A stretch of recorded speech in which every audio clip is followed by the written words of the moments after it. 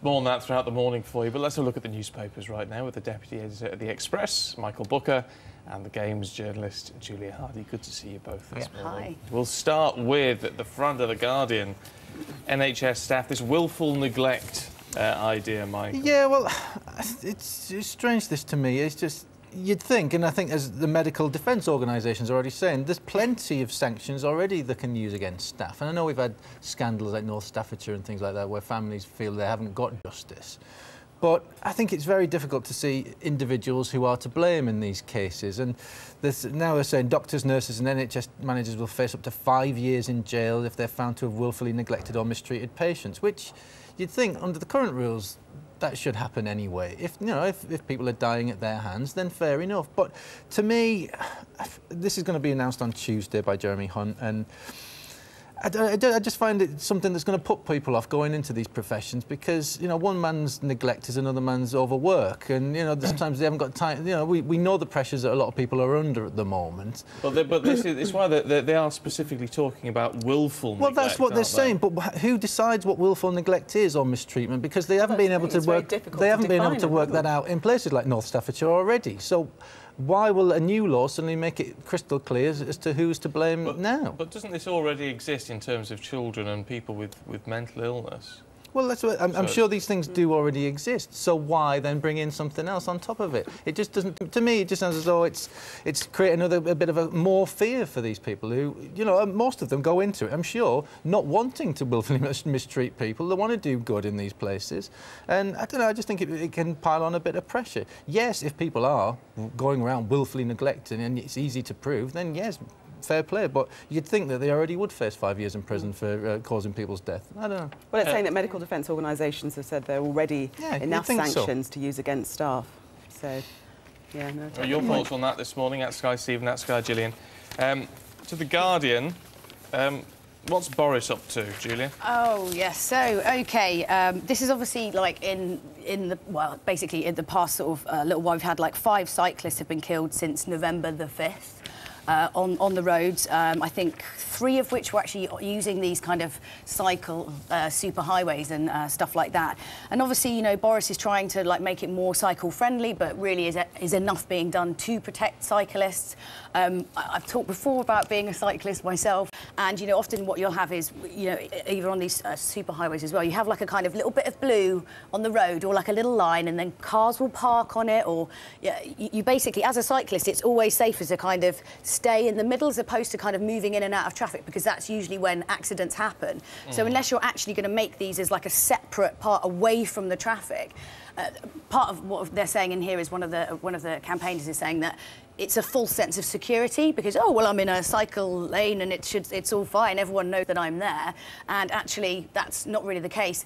Someone else was actually saying in the papers this week as well, I think that Paris doesn't have hardly any deaths from cyclists and they actually ban HGVs during the daytime. They can't drive through the city, so maybe that's something to consider. But a lot of the cycle lanes stop abruptly as well, don't they? Yeah, so it's not continuous. Pointless. Suddenly you're safe and then suddenly you're not. And I don't even think you really are that safe anyway. But what about responsibility on cyclists? It's a while since I've had to drive through London now, thankfully. But when I did, I mean, cyclists, to be honest, are a nightmare for swerving in and out and actually behaving quite irresponsibly. Yeah, actually, Mark, you were talking about this before, that, you were going through East London and you tend to find there's a lot of quite erratic. So I think there's blame on both parts, and actually, as a cyclist, I wouldn't ever go alongside a lorry. I'd be like, he can't see me, I'm just not going to go anywhere near him. You've got to be sensible like that. But then, of course, there is a thing of, like, you could come out from the pub late at night if you wanted to. Not that you're supposed to, but you could theoretically drive home. You drive your car home, but you could cycle home. Well, and London's roads just seems that there's too much on them altogether. And there's there's HGVs, there's so many HGVs going on roads that they aren't really fit for those roads themselves. And put them with a load of cyclists at the same time. We keep on being told it's healthy, it's good for you, get out the cars, get into cycles. This is going to keep on happening. The thing with the Boris bikes, though, I have to say, and he's very keen on safety, they don't come with helmets, do they? That's what I don't understand. Like, it's crazy. I think that's very irresponsible. They actually had something online this week about this Kickstarter campaign where they had a helmet. I think it's actually been around for a little while, but it's a helmet that is they call it the invisible helmet, and effectively what it is it's like almost like a neck scarf, kerchief. Right. Like kerchief makes it sound small. It's a little bit bigger, but basically, if you fall off, it creates like an inflatable helmet of you. Because actually, it's really sad that people won't wear helmets because it's a bit dorky. It's like, well, you know, if you've ever fallen on your head on concrete, you wouldn't really be saying that, you know. Yeah. I never get on the bike without my cycling helmet on. You're crazy. You could just get some lovely stickers, jazz it up a bit, make it look cool. It's fine.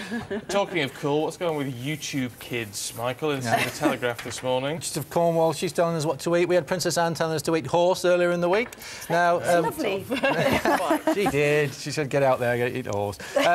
This is the Duchess of Cornwall. She's been saying that children must be taught to grow and cook fresh ingredients from scratch as an integral part of the school curriculum, and she believes that learning to grow and cook your own food is a real advantage, even if it has to compete with iPods and YouTube. So she's not really saying, get off YouTube, you slackers, and get in the kitchen.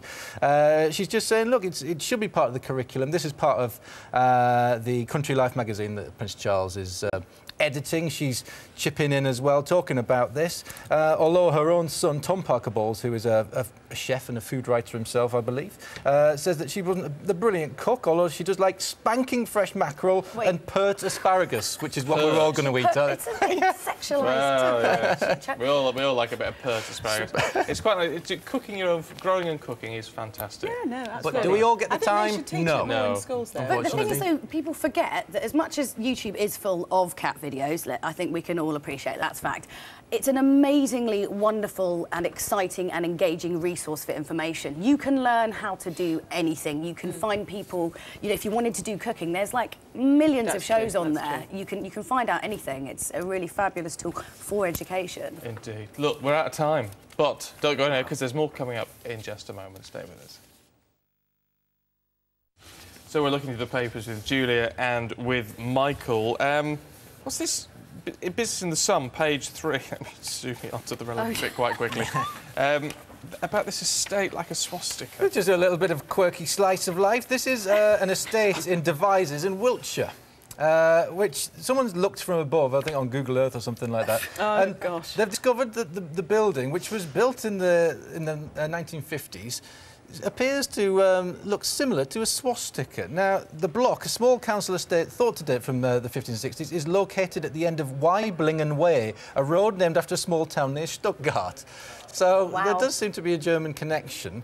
And it appears that whoever's built it, they're not sure who the architect is, and the council have no further comment on it as well, so they don't really want to say too much about it. They do believe it looks a bit like a swastika, which, you know, not everyone looks at houses from above, but now we've seen it, people may think, it does. Oh, do I live in exactly like a one of those? If that's what you were going to do. I think you would. It's a bit off. Well, it's like those stories where people see the face of Jesus in a turnip. Yeah. You know, well, I mean, but if you're really wanting to do that, you'd make it look slightly different, wouldn't you? You wouldn't, because you're looking at the plans and say, that's a swastika, don't do it. Oh, no, I'll just move that there, so it's not so much. Yeah, that's true. Well, I tell you what, we're from swastikas to tattoos, Julia. Oh, yes. It's not a good link at all. Well, obviously this is about David Dimbleby, which has been delighting many online. I can't believe he's 75. It just doesn't seem... And he's got a tattoo. Yes, he's gone and got himself a tattoo of a lovely scorpion. Oh. I know, it's so retro. It's like it's the 1990s all over again. Well, 90s, I was thinking 70s. Yeah. I don't know, maybe there was like a resurgence. I think it's bonkers, don't you? Well, you know what, I suppose by the time you get to that age, you're just like, you know what the hey, I might as well. You're not so worried about it getting a bit. He said he'd always wanted weird. one and he thought it was a dream come true. Yeah, I mean, it's basically this particular article is talking to a particular tattoo artist, and it's discussing whether it's about you want to stand out from the crowd, or you want to conform. And actually, I think tattooing it's a little bit of both. Yeah. It's not standing out from the crowd. Yeah, it's on his back, well, isn't it? No, yeah, but exactly. it's on his back as well. It's lovely, you know, a nice tattoo on old skin. What could be better? We'll leave it there. We'll see you in an hour. Quick check on the sports headlines, Charlie. And for the many ways you inspired us, it is my pleasure today to present to you the key to Gotham City by the Bay! Hey! Love it. It's such a beautiful, beautiful story. Look at that. The key to Gotham City. I want the key to Gotham City. Oh, lovely. Just checking it out there, quite right. And he's so cool, he's just chewing gum the whole way through the presentation. It's like normal, Love it. And he got a message from the president. Oh, yeah. isn't bad. Let's have a look through the papers this morning. No one ever wants to be a supervillain, other than... No, they don't. Batman or Superman. Oh, just love it. Michael Booker is here, games journalist Julia Hardy as well. We're going to start with Julia, The Sun, if we can. I read about this earlier on this morning. This... well, they're calling it spam a lot, but this really awful virus trying to blackmail people into giving them money. Yeah, so it's saying that millions of Britons are basically being targeted in a £5 billion blackmail plot. Basically, what it is you basically open like an innocent-looking email, and it basically starts encrypting all your files on the computer, and then basically saying, if you pay me X amount of money in bitcoins, which is what they use for all the kind of illicit transactions on the interwebs, and some OK ones too, obviously, and then you can get your files back. But they're sort of saying that there's actually no proof that people are getting this back as well. But what kind of makes me laugh a little bit, not that it should be laughed at really, but people opening attachments to the messages, such as saucy video of Miley Cyrus, are horrified to find everything on their computers turned into gobbledygook. And you're like, really? Really? So, first of all, you shouldn't be clicking on any saucy videos of Miley Cyrus at all, ever. But actually, I was talking to Michael about this. Obviously, a lot of people do have a tendency to, you know, either click on attachments or, you know, maybe perhaps some people like to download things. Not that I'm condoning that. From perhaps they have a favourite American series that they want to see ahead of time because there's lots of spoilers on Twitter. Yeah. You know, maybe that's what they want to do. But if you do kind of tend to want to look at stuff like that, I would always suggest having like a kind of cruddy old laptop that you use solely for downloading and clicking on stuff, because, you know, these things are there. I think there was a thing on the Gadget Show where they were testing out some spyware software, and it was within like 13 minutes of web browsing you can start picking up stuff. It's very, very easy to be done. And if you have kind of, you know, your older laptop, if it's just for things you want to download or perhaps look at things that maybe perhaps you don't want other people to know about, perhaps keep it on there to keep, you know, your work computers, you know, free of such things. Or avoid Miley Cyrus. Yeah, it might be the way to rule do for it. life. If you're not sure, unsolicited links are never a good thing, basically. What's this in the Times, Michael, about an idea for childbirth? This is a great idea. Involving a mechanic. Yes, a car mechanic has come up with a great new idea for a safe childbirth. Now, this is going to be... I'm instantly afraid, because he's a mechanic. It seems like the brilliant thing is he's called George Odon. He's an Argentinian car mechanic, and he came up with this invention after watching a YouTube video on how to retrieve a cork from inside an empty wine bottle, which already gets the mind whirring. So basically, the parlour trick works by inserting a twisted-up plastic bag into the bottle and inflating it until it forms a seal around the cork.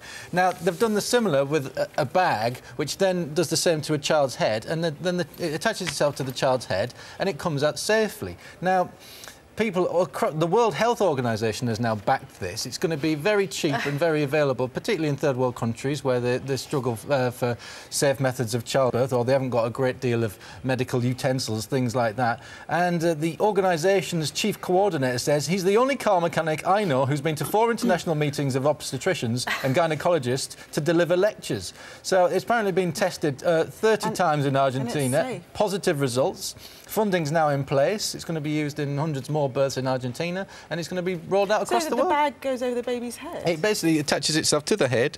Oh, and not sucks. Over the head. Not over the head, because that could be dangerous. No, if you look at it, actually, it's over the head. But there's already something that does that, the ventouse method. They say this is this is cheaper and much easier to use than forceps, making it attractive to use in developing countries. Yeah, but ventouse is like a plunger almost. No, doesn't that leave a bit of a thing on the head? It can leave a mark. Oh, it does go around the head a bit. It does go over the head. Because it's still breathing through the umbilical at that point, right? So... Is it? I don't know. Luckily, I don't have to go there. Come on, this is an Argentinian car mechanic. It must be safe. That's what's putting off. It's not the actual method. I think it's because he's a mechanic and you think that he's going to be, I don't know, that's... Tattooed, always got a cigarette on the go. It's yet another morning I'm glad I'm not a woman. Basically, it's a bottom line on this He'll have a good look under the bonnet. He's not an expert. Give you a quote. In the Times this morning... yes. This breaks my heart. This picture, isn't it? So, yes, this is an American TV presenter, Melissa Bachmann, who does a show called Winchester's Deadly Passion, and she basically goes around killing lots of stuff, and she's been obviously pictured here in South Africa, having, you know, killed lions. I have to say, obviously, it's on private reserves. I think it's not actually illegal to do this, but obviously it's just... absolutely, of course, and it shouldn't really be allowed. It's just such a terrible thing.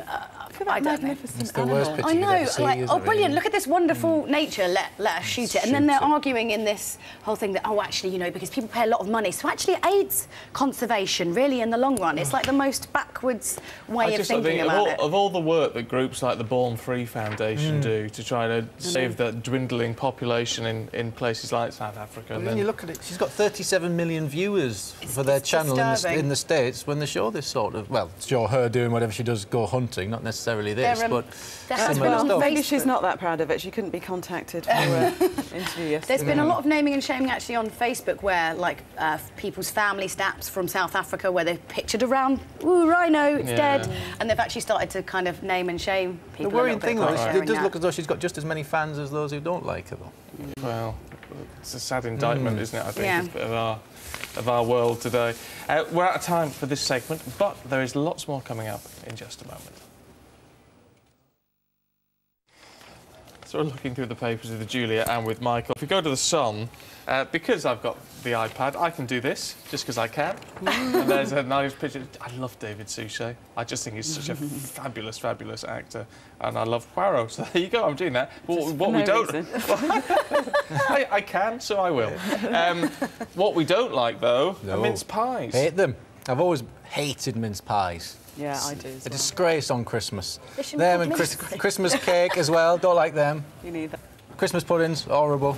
It's all that fruit they put in them. It's the orange peel. Orange peel. It's not just big bits of chocolate. Now, apparently, the traditional mince pie is under threat because youngsters don't like them. Sales of the festive favourite, according to the Sun, fell for the first time last year. Now, it says they've been scoffed since the 13th century. Now, I think we didn't have a lot of ingredients in the 13th century. That's why we put all that just make do, whatever, shove it in. Fruity bits in there. That's why things have moved on. Now, shops are coming up with new fillings, such as gold salted caramel. That sounds good, though. A favourite of Barack Obama. And chocolate.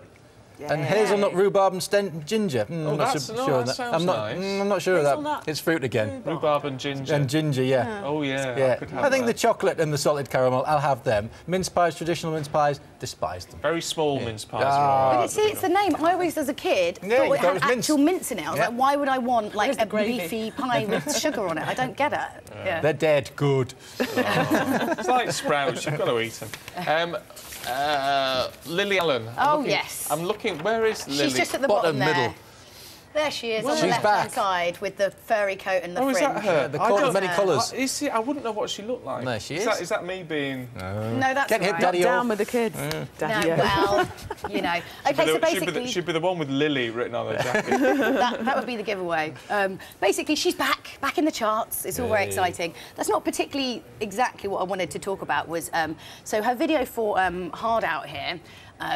Aside from it's being accused of being racist, it is also about kind of a statement about the over-sexualisation of women who are pop artists, which, whilst I agree wholeheartedly with that concept, I find it slightly hypocritical that it's Lily Allen doing it, bearing in mind that on occasion, well, on quite a lot of occasions, she did tend to wear quite revealing and/or showing her breasts on stage and things like that, and you're sort of thinking like, well, it's all very well you saying that now. You've kind of made your career and you're successful, and now you're telling everyone else who's trying to make their career, who has to play this game as well, that you shouldn't be doing that, even though it got you to where you are. That's the joy of getting through that stage, isn't it? I think. But we've got more from you two in an hour, so we look forward to that. But a quick check on the sports headlines, Charlie. Time for a last look at the inside pages for you this morning with the Deputy Editor of The Express, Michael Booker, and Games journalist Julia Hardy. We'll kick straight off with the inside pages of The Mirror, Michael, and Samantha Lewthwaite. Yeah, I was quite a fascinating figure in terms of how she's treated in the newspapers. Now, she was the widow of 7/7 bomber Jermaine Lindsay, and then she went missing. She was... I think, obviously, newspapers seem to like her because she's like this middle-class girl who all of us has got this completely different life now, and we believe that she's this arch-terrorist hiding out in Kenya, working with Al-Shabaab. And it just seems to... The treatment that she gets, where we've now been told she's a volatile maniac, leaving a trail of death and destruction in a bloody revenge campaign against all those who cross her, which everything we've been led to believe about, you know, the Islamic terrorists is that she wouldn't be in the gang in the first place. And it just seems strange that she seems to be the one who's blamed for everything at the moment. And it's... I mean, this is the Kenyan security services who are currently saying that she's wanted for 7 murders and all sorts of things. And there must be some truth in it, obviously, but you just wonder how she's become, you know, the big scary monster. And she seems to be the focus of everyone's fears. And I know we always need this bogeyman, and in this case we've got the bogey woman, and the fact that she was initially, in terms of, you know, the main readership, one of them. And it just seems to be, I don't know, I wonder what the truth is. It's somewhere there, but you don't know what it is. And do the security services in Kenya want it to believe that it's her who is this great puppet mistress? And it just seems to be this cult that's grown up around her that seems to be firing of trying to understand why, you know, like a seemingly normal girl could then turn this way. And that's what makes the story. That's why people are so fascinated to know how someone could, you know, go from one extreme to when you look at what happened with Bin Laden, he was supposed to be this big scare monster, and in the end, he was hiding out in a shabby little house in just outside Islamabad or wherever it was, and he wasn't this all-powerful figure, and he didn't have this great thing at all his fingertips, and you just wonder what the truth is with this as well. Yeah, well, and it's whether we will ever know, of course, is always the thing with this. Let's have a look at it's the Express inside pages. And Shai Keenan, who we've had on the programme many times, looking at now, she's calling for looking at these suicide websites, which is... I mean, obviously, right off the bat, you know, these places do tend to sort of provide support or could, you know, encourage children or adults even to commit suicide. The thing is about this is if you actually read the article and what it's talking about, obviously, Aidan Keenan Olsen, who died of a fatal overdose, and it's talking about the fact that there were up to like 20 bullying incidents at his school, and, you know, then he went on and, you know, tragically ended up taking his own life. But you're sort of thinking to yourself, if somebody really genuinely wants to kill themselves, they will do it, whether they look at a website, I think, or not. Obviously, they're saying that perhaps these websites are encouraging it, but what sticks out to me in this particular article is that there were 20 bullying incidents at school, and why was not more done there, rather than blaming the actual website, like going to actually the root of the problem, which was the bullying at school. Well, to be fair to Shai Keenan, I think she did try to address all of that, and not a lot was done. But isn't it fair to say that with young, I mean, and especially you know what it's like being a teenager, your emotions are up and down, your hormones are up and down, you're easily influenced, aren't you? If these websites could, whether they intend to or not, encourage you to do something reckless. I mean, there are lots of websites out there that encourage people, like anorexia, pro-ana websites, things like that. It's the double-edged sword, really, with the internet. You can find all these like quite bad things, but also there's some wonderful things. Is it really a case you're going to have to go around and basically change the internet and start regulating it in that way? And I don't think that that's really necessarily... I don't think these are great, but if somebody actually wants to go and commit suicide or find out information on that, they will find it somehow if they're that desperate. Yeah. Let's have a look at... Turn it round a little bit to... try to find the paper. It's the Telegraph. Eating greens, Michael. Yes, we're inbuilt to resist them. Problem. Yes, it is, getting them to eat the greens, but we're all inbuilt with the survival instinct not to eat greens. Why? There's been a study, the findings have been published, so it's Yale University, this is proper top boffins in America. Due to a susceptibility to illness or injury in the early years of life, the body has designed an inbuilt defence mechanism that limits a child's contact with plants. So, because plants produce toxins as defences against predators that can be harmful if ingested, some have thorns, some have noxious oils. We've got it's inbuilt in us to fear them initially, and that's why kids, when you put a plate of green beans in front of them, they think, oh, they're going to attack. These things can attack. You know, You're giving them more excuses. I've got it. Well, I am not. It's the people at Yale. These are proper boffins. You know. It doesn't explain why you can't get them to eat carrots, though, does it? Well, it's similar things. But what they did, they tested the theory. Children 8 to 18 months old, apparently, and how they reacted when various things were put in front of them. So a pipe cleaner was put in front of them. They loved it. Oh, I'll play with a pipe cleaner. Yeah. They'll have a good chew with that. Stick a green bean in front of them, they ran a mile. Right. They're pipe cleaners to green beans. So pipe cleaners going to win every time. Spoons and lamps and shells, grab them straight away. But a broad bean, not a chance. Stick a lettuce there, nothing. Isn't it awful? Isn't it awful? Eat your greens. No excuses. Lovely. Short break. Back with more for you, a bit more tech as well in just a moment. So we're looking through the papers with Michael and with Julia. We all like a bit of tech, Julia. Do love a bit How of tech. about a bit of this? Well, yeah, so this is his new Samsung S9C OLED TV, which basically, it's £7,000, so it's not terribly cheap. Not cheap. It's 55 inches, curved screen. What it basically allows you to do is to have two different people watching two different programmes at the same time on the same screen. But you do have to look like this guy here with his rather boisterous-looking hair. Look at that. Well, hello. So hair-raising technology.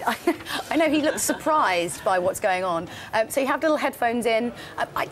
See, I am a person who I have two TVs in my lounge, mainly because I'm a gamer, and my partner is also a gamer as well. And what I tend to find that you don't really spend a lot of time together, especially if you're a gamer or if you're, you know, you just don't really sort of interconnect, particularly in like your free time. And I'd spend a lot of time alone just playing my games, and that's a bit sad. So I basically set up two TVs in my lounge, so he can game on one TV or watch television, and I can play on the other. So we're together.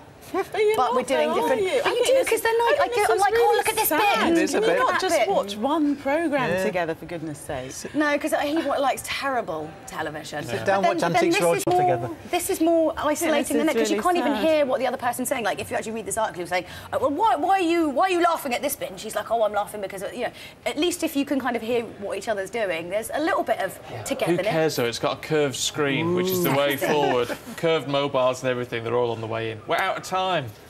We've run out of time on this curve, I'm afraid, guys. But we'll see you another. Thank you very much indeed. Good to see you. Let's get a quick check on the sport. Charlie?